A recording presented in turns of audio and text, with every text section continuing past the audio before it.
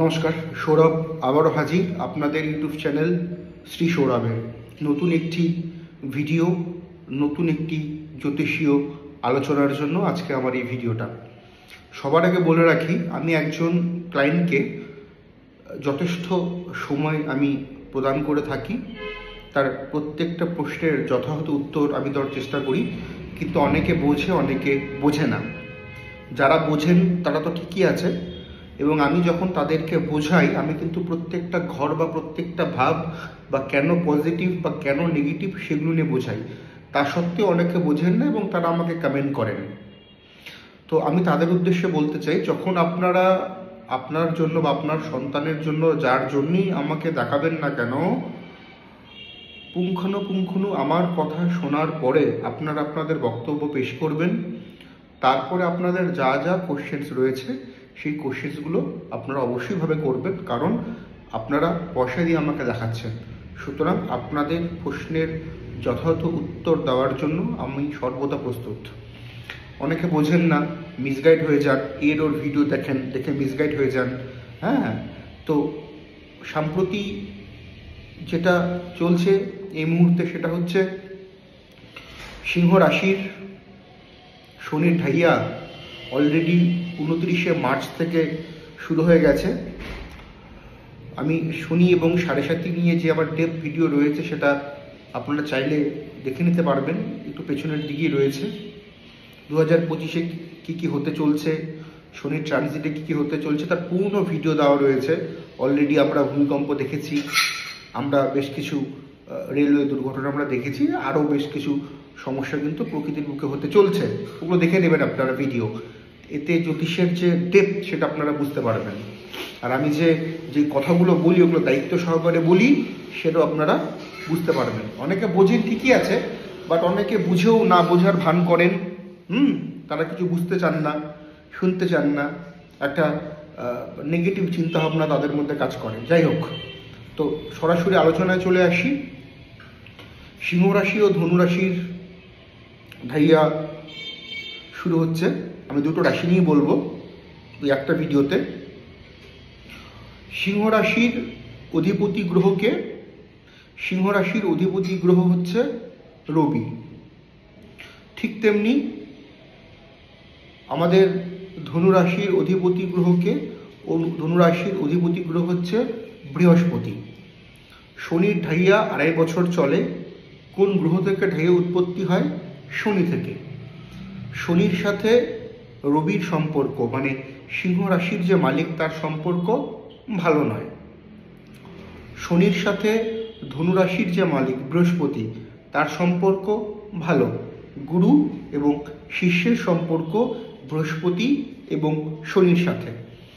রবির সাথে, মানে সিংহ রাশির সাথে পিতা পুত্রের সম্পর্ক হলেও রবি যেহেতু অনেক ইগোস্টিক একটা ক্যারেক্টার, সেহেতু শনির সাথে তার ক্ল্যাশ অনেক বেশি। এবার সিংহ রাশি কিংবা ধনু রাশির এই পৃথিবীতে জাতক জাতিকা বহু রয়েছে, বহু জাতক জাতিকা রয়েছে, কোটি কোটি জাতক জাতিকা রয়েছে। সবারই কি ভালো যাবে? না। সবারই কি খারাপ যাবে? না। রাশি এক হতেই পারে, কিন্তু কখনো কারো গ্রহগত অবস্থান, কারো নাক্ষত্রিক কানেকশন, কারো দশান্তর্দশা প্রত্যন্ত দশা এক হয় না। কারো হাতের রেখার সাথে কারো হাতের রেখার কোনোদিনও পৃথিবীতে মিল হয় না। ক্লিয়ার জায়গাটা? সেখান থেকে কিন্তু বিচার হয়, ভালো করে বুঝবেন। সিংহ রাশির আপনিও হতে পারেন, আপনার ভাইও হতে পারে, বা আপনার দাদা হতে পারে, 3 জনই হতে পারে। তাহলে 3 জনেরই একই রকম কখনো হবে না। বুঝবেন কথাগুলো ভালো করে। না বুঝে কেউ কমেন্ট, না বুঝে কেউ বক্তব্য পেশ করবেন না। ধনু রাশির ক্ষেত্রেও তাই। পৃথিবীতে বহু ছেলেমেয়ে রয়েছে। আপনার বাড়িতে হয়তো 5 জন আছে, 5 জনের মধ্যে হয়তো 4 জনই ধনু রাশি হতেই পারে। 4 জনের কি একরকম যাবে? নিশ্চয়ই না। তাহলে ঢাইয়ার ক্ষেত্রে আমরা কি বিচার করব? ঢাইয়ার ক্ষেত্রে আমরা বিচার করব সিংহ রাশি বা ধনু রাশির যেই জাতক জাতিকা রয়েছেন তার তো নির্দিষ্ট একটা লগ্ন থাকবে। তার কোন লগ্ন? যখন ডেপথ বিচার হয় না, ডেপথ প্রেডিকশন হয় না, তখন লগ্ন থেকে সেই বিচারগুলো হয়। মাথায় রাখবেন কথাটা। রাশি দিয়ে কিচ্ছু হয় না। রাশি একটা ওভারঅল আলোচনা, হতেও পারে নাও হতে পারে। ডেপথ বিচার যেটা, সেটা জন্মকুষ্ঠি থেকে হয়, এবং জন্মকুষ্ঠির মধ্যে লগ্ন, যেখানে ল কথাটা রয়েছে, লগ্ন, ওখান থেকে আমাদের বিচার হয়, এবং সেই ঘরটা খুব খুব খুব গুরুত্বপূর্ণ। লগ্ন মানে একজন জাতক বা জাতিকার স্ট্রেংথ, যে আপনার মধ্যে কতটা স্ট্রেংথ রয়েছে। আপনার স্ট্রেংথ থাকলে আপনি জীবন উন্নতি করতে পারবেন, যদি না থাকে পারবেন না, সোজা কথা। তো সিংহ রাশি বা ধনু রাশির ঢাইয়াতে চলছে, এবং সেই জাতক কিংবা জাতিকার লগ্নপতি মানে ওই লগ্নের মালিক, যে কোনো না কোনো একটা তো মালিক হবে, সেই লগ্নের মালিক কিরূপ ভাবে অবস্থান করছে, কতটা ডিগ্রি নিয়ে অবস্থান করছে, কতটা বা কোন ঘরে তার অবস্থান, সে কোন নক্ষত্র পেল, ফার্স্ট দেখে নিতে হবে। দ্বিতীয়কে কি দেখে নিতে হবে ঢাইয়ার ক্ষেত্রে, জন্মকুণ্ডলিতে সেই জাতক বা জাতিকার সিংহ রাশি হোক বা আমাদের ধনুরাশি হোক, তার যে ঢাইয়া শুরু হয়ে গেল, তার অবস্থানটা কি, শনির অবস্থানটা কি। শনি যদি জন্মকুণ্ডলিতে শুভ ঘরে ষষ্ঠভাবে থাকে, শনি যদি শুভ ঘরে তৃতীয়ভাবে থাকে, শনি যদি শুভ ঘরে দশম এবং একাদশ ঘরে থাকে, তাহলে ঢাইয়াতে সেই জাতক বা জাতিকার সমস্যা হবে না। এছাড়া কি দেখব, থার্ড পয়েন্ট, সেই জাতক বা জাতিকার সিংহ রাশি এবং ধনুরাশির ক্ষেত্রে তার যে লগ্ন, শনির অবস্থান, এবং সেই জাতক বা জাতিকার দশা অন্তর্দশাটা কি চলছে। শনির যে ঢাইয়া চলছে, শনির এগেনস্ট কোনো প্ল্যানেটের দশা বা অন্তর্দশা চলছে না তো, সেটা দেখে নিতে হবে। এবং সেটা দেখে নেওয়ার পরেই, বুঝে নেওয়ার পরেই, অঙ্ক করার পরেই বিচার করা যাবে যে এই ঢাইয়াটা যাদের যাদের চলছে, সিংহ রাশি এবং ধনুরাশি, তাদের জন্য ঢাইয়ার কিরূপ ফল আগামী দিনে এই 2.5 বছরে তারা প্রাপ্ত করতে চলছে।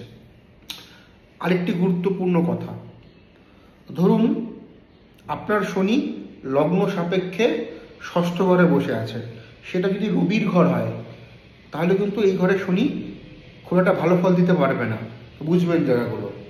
যদি সেই ষষ্ঠ ঘর বা সেই তৃতীয় ঘর বা সেই দশম ঘর বা সেই একাদশ ঘর যদি মেষ রাশির ঘর হয় বা বৃশ্চিকের ঘর হয়, তাহলে কিন্তু ভালো ফল দিতে পারবে না। এই জন্য আমি কথাটা বললাম, শুভ ঘর হতে হবে। 3 নম্বর ঘর, 6 নম্বর ঘর, 10 এবং 11, এই 4টে ঘরকে শনির ক্ষেত্রে শুভ হতে হবে। শনি যে ডিগ্রিটা পাবে সেটা শনির জন্য পজিটিভ ডিগ্রি হতে হবে। শনি যার নক্ষত্রে বসবে, ছোটবেলা আপনারা পড়েছেন তো, গ্রহদের কোনো আলো নেই, গ্রহেরা নক্ষত্রের আলো আলোকিত হয়। তো শনি যে নক্ষত্রটা পেয়েছে সেটা শনির শুভ নক্ষত্র হতে হবে। এবং অবশ্যই অবশ্যই অবশ্যই নবতারা চক্রের বিচার। জ্যোতিষ না এত সহজ জিনিস নয়, হ্যাঁ, যে আপনার মেষ রাশি 7.5 চলতে সব শেষ, এটা নয়। আবার আপনার আমাদের মকর রাশি 7.5 কেটে গেছে বলে আপনার সব ভালো, তা নয়। এটা ক্যালকুলেশনের পার্ট। অনেক মেষ রাশির সোনায় সোহাগা হবে, অনেক মেষ রাশি চোখে জল ফেলবে। অনেক সিংহ রাশির এই ঢাইয়ে সোনায় সোহাগা হবে, অনেক সিংহ রাশি চোখের জল ফেলবে। অনেক ধনুরাশির সোনায় সোহাগা হবে, অনেক ধনুরাশি চোখের জল ফেলবে। অনেক মকর রাশির 7.5 কেটে গেছে, অনেকে অনেক ভালো করেছেন 7.5-তে, অনেকে একদম ডাউন হয়ে গেছেন। যারা ডাউন হয়ে গেছেন ভাবছেন যে 7.5 কাটার পরে এবার আমাদের বুঝি ভালো হবে, এটা ভালো হতেও পারে, নাও হতে পারে। এটা সম্পূর্ণ সম্পূর্ণ সম্পূর্ণ ডিপেন্ড করবে আপনার জন্মকুণ্ডলীর ওপর। এটা হলো মুদ্রা সূত্র, এর বাইরে কোনো সূত্র নেই এই ঢাইয়া রিলেটেড। যারা বুঝলেন তাদেরকে ওয়েলকাম, যারা বুঝলেন না তাহলে তাদেরকে বোঝানোর জন্য আমার সেই ক্ষমতা বা আমার সেই শিক্ষাগত যোগ্যতাটা নেই। আপনারা প্রত্যেকে ভালো থাকবেন, সুস্থ থাকবেন, সঠিক জ্যোতিষ এবং অবশ্যই বৈদিক জ্যোতিষের পাশে থাকবেন। নমস্কার।